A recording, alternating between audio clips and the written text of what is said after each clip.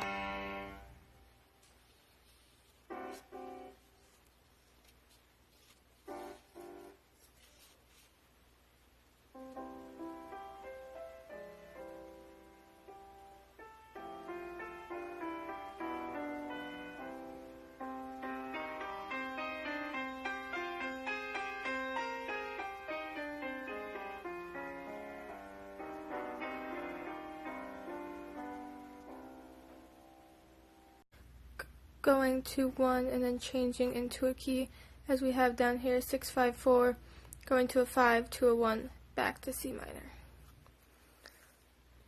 We then keep going in C minor from a 1 back to a 4 to a 1 for a plagal cadence, going into E flat major again. Then we also have the 1 to 6, 5, 4 again to a 5 to a 1. Then back to C minor again for a 1 to a 5 to a 4 to a 5 to a 4. Back to a 1 to a 4 to a 1 to a 5 to a 7 of 5 to a 5. Changing keys to C major. And then we have the same pattern again of a 1 to a 4, 6, 5 to a 5, back to C minor for a 1. And then we finish it out with in C minor, going to a 4, 6, ending in a 1 for a plagal cadence.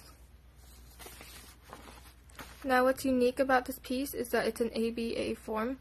So this beginning chunk all the way up to the key change is the exact same as it is after this middle part we have here. When it goes to C minor here, all the way to the end is the exact same as the beginning. And all the modulations in this piece are direct modulations because of the pause between every time it changes, whether it be a fermata or just a slight rest. Every time it changes, there will be a pause. So we are doing the B portion of Schubert's Allegretto in C minor. It'll start right here and go on to the second page. This first time we listen to it, we're going to figure out what key it's in, whether it's major or minor, since we know it has 4 flats. And then also listen for repeated parts throughout, and we'll go through and highlight those so then we don't have to analyze it twice. So here it is, starting here.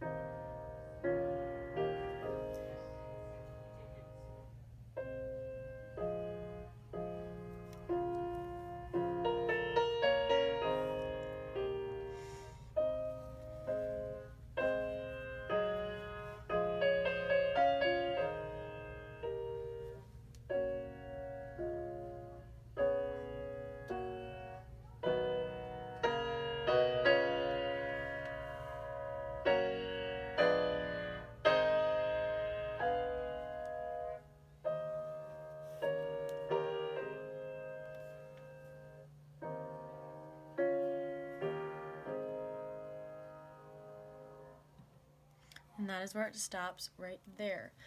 So after listening to this once through, we can tell that our 4 flats mean it's in A flat major. And so we can analyze this in major key. So I like to highlight the start here and our end here in green, meaning it's major.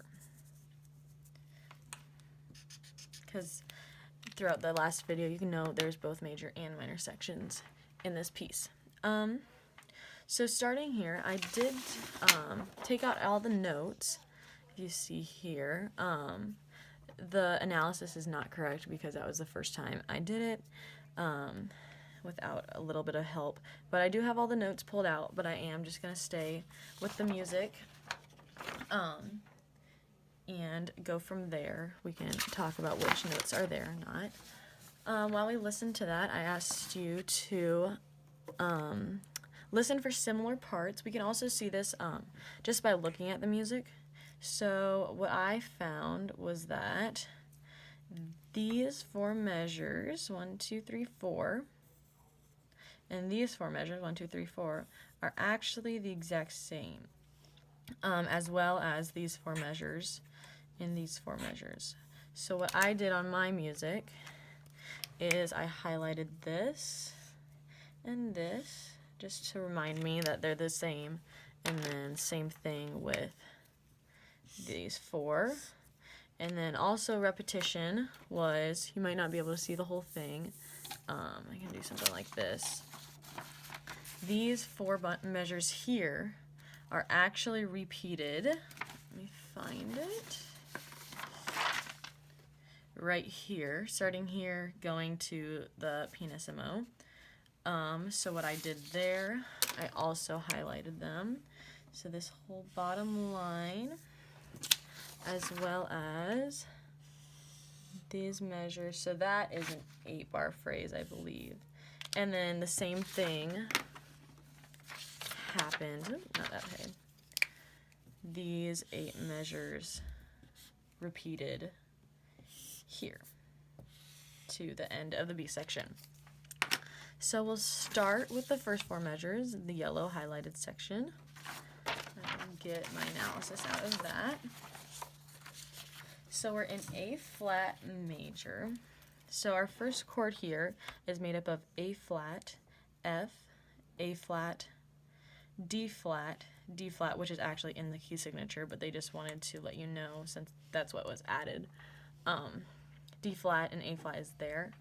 So technically, that isn't a 1 chord or a chord in the A flat. So what I found is that the second chord, A flat E, A flat C, is actually ACE, which would be a 1 chord in A flat major. So this here is a 1 chord in 5/3 position, and this is a suspension. So our 6th above the our 6th above the bass here, I believe that's the 6th, 1, 2, 3, no, that's the 4th,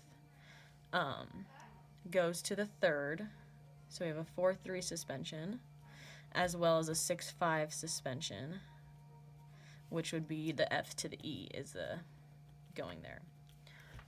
So that's our first one. The second chord is actually opposite of a suspension, so I believe that's a retardation. We have our D natural going up to an E, and our B going up to the C instead of going down, which would be a suspension. So this again is a 1 chord. We have A, C, and E, which is a 1 chord in 5/3 since our A is on the bottom. And it is a 4, and it's raised, so you put that extra slash there. The 4 is the D natural going up to the E, and the 2 is the B going to the C, goes to the 5/3, 1 chord. After that, it's the same chord that was in our first measure. We have A, F, A, D, A, and D, going down to our 1 chord again. So this is again a 6-4 going to 5-3 in our first, or 1 chord in 5-3 position. And then this end chord here is a 4.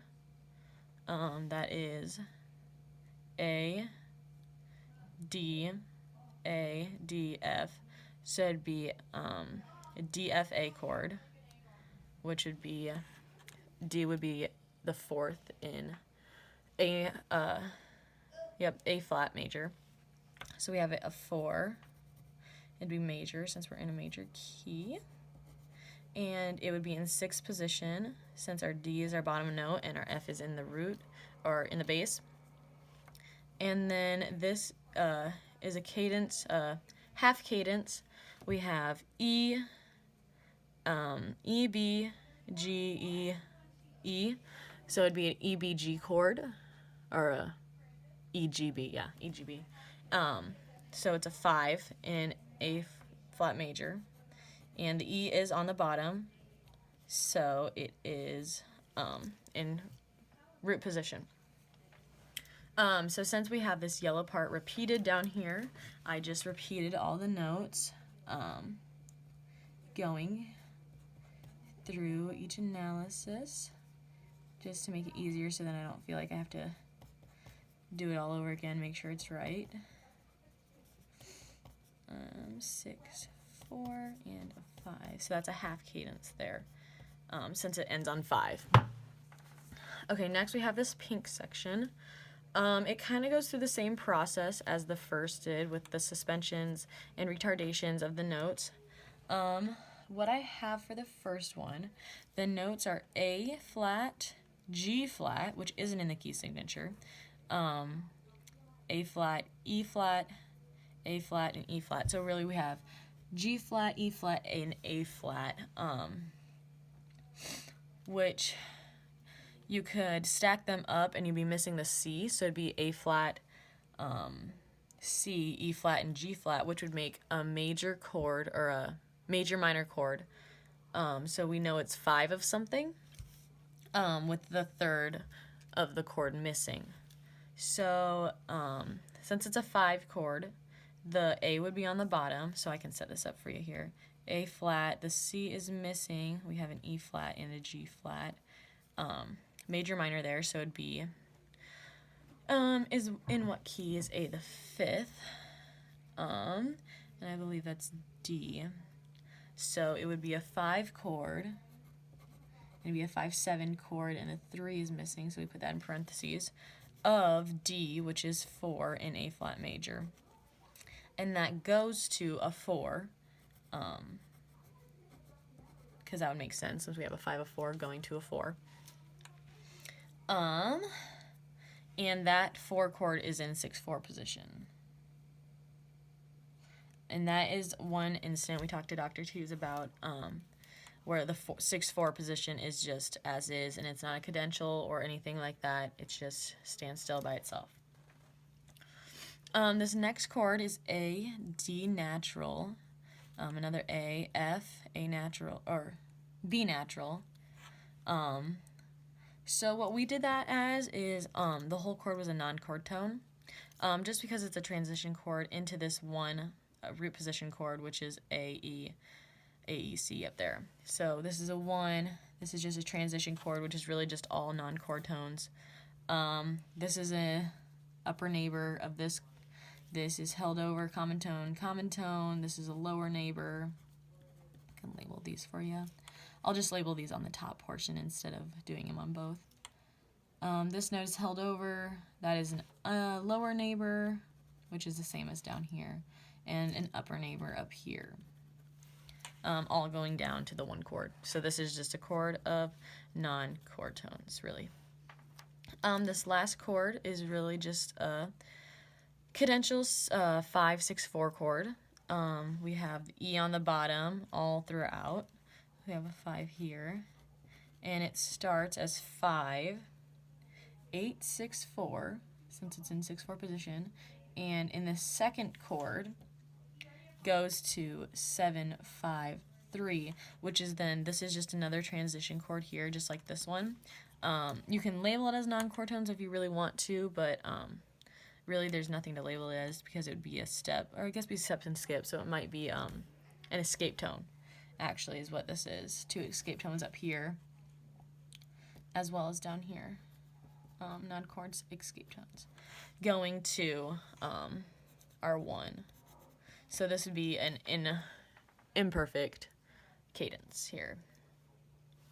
And that's repeated throughout. I won't write it all through, but it'd be a 7 with a missing 3, 5, a 4, to a 4, 6, 4, to a chord of non-chord tones, to a 1, to a 5, 8, 6, 4, to a 7, 5, 3, to another 1 right here. Our next portion is this 8-bar measure, or 8-bar phrase. This note, we're just gonna go keep it basic, keep it simple. It's gonna be a 1 because our A is on the bottom. We don't have really much room to write. 1 to a 6. The 6 is held over here because it's the same note. To a 4. To our D, which is 4. And then this here, we have this all as one Roman numeral, just because it kind of, if you stack them all together, it builds into a 2 chord, which would be a 2-6, which would be B, D, F. But our B's not on the bottom, our D is, so that's why it's in 6th position. So our 2 is minor, since we're in a major key, and that is a 2-6 chord held throughout this measure, which transitions into a 5-6-4 again, because our E is on the bottom, and it transitions there into a 5-3 chord. So we have our 5-6-4 to our 5-3 there, and that's kind of a cadence there a little bit. If you listen to the music, we'll listen through again after we get through all our Roman numerals and analysis. Here again, we just have our basic notes. We called this a 1-6, just to keep it similar to what this is over here. 1-6, carried throughout. Technically, this is a 1, so you wouldn't need the 6 above there. To a 1 again. We'll erase this and make it a little more clear. 1-6 to a 1. The 1 is held over. And then this is actually kind of funky here. In the music, you can hear that it kind of sounds like a key change almost a little bit, but it's actually just missing a few notes. And so I labeled it as a 5-4 again, since we have our G flat, which we had up here in our chord. So really, if you can tell, this G flat, A, and another A here, we have our G flat and A right here. So we called this a 5-4, so we're also calling this a 5-4. Since it doesn't really fit into our key signature, it makes more sense to do that. This next chord, we're doing the same thing as what we did with our 2-6. We're calling it a 4-6, since it's raised up a third. 2 to 4 would be a third. Our 4 is major, 4-6. Our D would be on the bottom, so it'd be D, F, A. Make that a 4 chord. Held throughout the measure here. And then we're at our cadential 5-6-4 chord again, which would be a half cadence. 5-6-4, because it is, I believe, the same notes, maybe? No, just kidding. Not the same notes, but the E is at the base again, holding over these notes going down. So our 5-6-4 to a 5-3. That's the end of that 8-bar phrase. Again, remember, it repeats right here. I won't go through the whole thing, right through it again, just because we already went through it. But we are on to this last little section here, this blue section. Get my notes together. Here we go. All right, so once we listen again, you'll realize that there is a key change here. There are G flats all throughout, right here, here, here, here, and then it goes back to our key here. So we have, since we're adding another flat, we also have, if we look closely, we have C flats here too. C flat, C flat, C flat, C flat. So we actually are transitioning to G flat minor, which is 6 flats. It's a direct modulation since it's going directly into this at the start of the new page. So we have G flat minor, and we're here. So it'd be G, B, D, which is a 1/6 chord. This is held all throughout this section. Just to simplify it, look at the big picture, it'd be all a 1/6. Then this chord. How's it going? Good. This chord is a 4.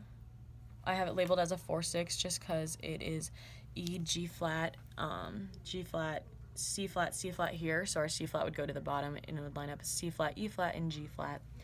And the C is 4 in G flat major, so it'd be a 4 chord. And since our E flat is on the bottom, it'd be 6. The second chord is a transition chord, similar to what we had on our first page. It's just kind of full of non-chord tones. Lower neighbors, upper neighbors. This here is lower neighbor. This is the lower neighbor. This is just held over, lower neighbor, and held over. So actually just lower neighbors. And then transitions back into our 4 chord with a C on the bottom, so it is in root position. And then it comes to a cadence right here, and we're at D, B, or D, A, D, F, so it'd be D, F, A, C flat, which would be a 5/7 chord. This next 4 measures are ending, or 5 measures. Oh, 6. This is a 1 chord. G flat, B, D, in root position, 1. And then this is where it gets kind of funky. This is where we transition back into our new, or our old key of A flat major. So this is technically, I won't go into depth about this one, but it's technically a 7 fully diminished 6/5 chord of 6. Kind of confusing. But since it's our transition, that's a little bit of an awkward key. We have our natural here, still a flat here, so that's what makes it diminished. Technically not a chord in A flat minor or major, so technically it's a direct modulation since we're not have a chord that's shared between these two. So we're back into A flat major. This first note is a 5/6/4. And this chord again is just non-chord tone. So this is another instant where our 6/4 chord stands alone. This lower neighbor here, held over, upper neighbor, or that'd be a lower neighbor too. And then these are all upper neighbors or held over. This last chord here is similar to what we had on the first page again. It's a 5 chord. We're in A flat major again, remember. So our E's on the bottom, and we have a 5, 8, 6, 4 again to our 7, 5, 3, which means it's just going from like the 6/4 into root position. That's held throughout the measure, which goes to a 1, and you think would be a perfect authentic cadence, but it is not. So this is our imperfect authentic cadence here. And then once we listen again, I really want you to listen to this because it's cool. It does the imperfect authentic cadence here, and then it goes back and does pretty much the same pattern. You see that, oh, this is a 5, sorry. Pretty much the same pattern with the 5 and the E's held over in the left hand here.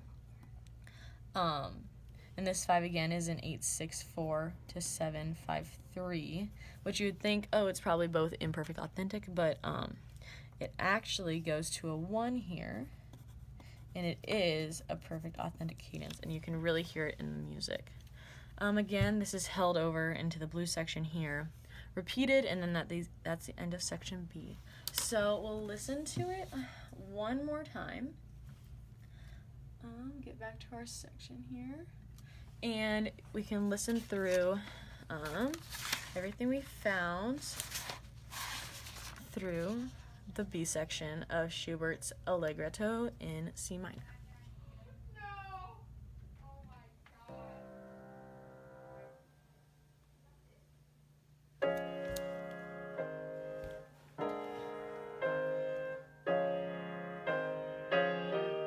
Half cadence there.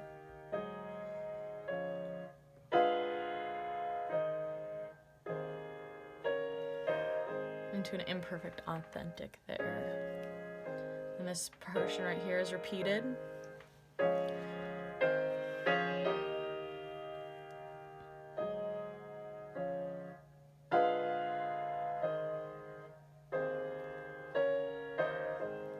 Here's our new section.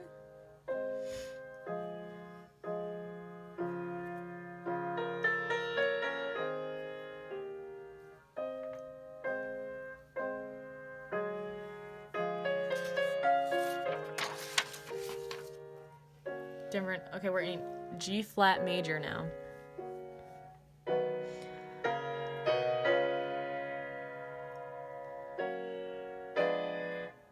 Here's a transition. Actually, it already happened. You hear that imperfect, and then to our perfect.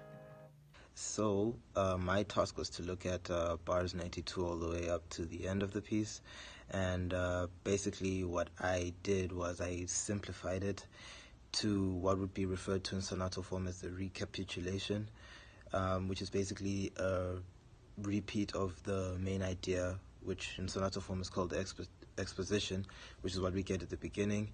And in the recapitulation, though, we just stick with the home key, the tonic key, which is C minor, and basically there's a lot of repetitions, like in bar 115 I see there's a repetition of what is seen in bar 113, but just an octave lower. In bars 118 to 119, arguably there's a modulation there, but if we're sticking to the idea that this is a recapitulation, then there shouldn't be a modulation, as it should stay within the tonic key of C minor. So you could just say that there's just a bunch of accidentals just to decorate the piece. And yeah, that's pretty much what I got.